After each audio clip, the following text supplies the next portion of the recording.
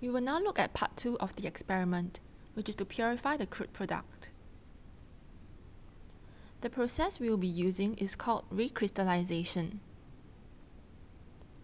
The process involves dissolving the solid crude product in a minimum volume of an appropriate solvent at an elevated temperature, and then letting it come out in crystalline form as the solution cools down.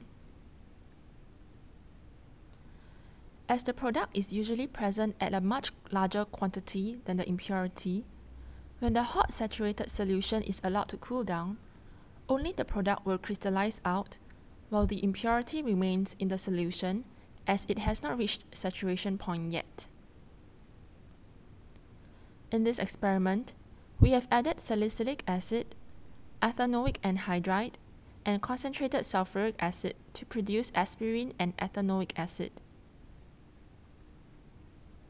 Hence, the likely impurities are ethanoic acid, sulfuric acid, and the unreacted salicylic acid, as the ethanoic anhydride has already been removed by the addition of water in step 6.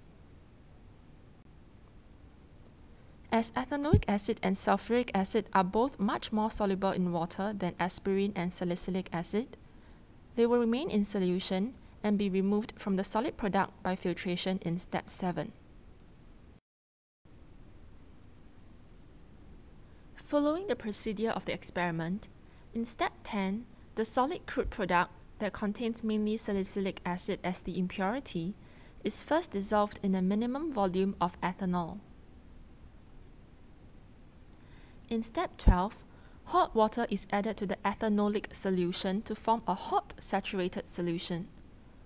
Note that only aspirin is saturated as it is present at a much larger quantity than salicylic acid, and also because salicylic acid is slightly more soluble in water. Hence, when the hot solution is allowed to cool down, aspirin will crystallize out of the solution as a pure substance. An important point to note is that the purity of aspirin after one round of recrystallization is still much lower than that expected for use as a drug. Do not ingest the aspirin that you have prepared. Watch the next video to learn the manipulative skills required for this part of the experiment.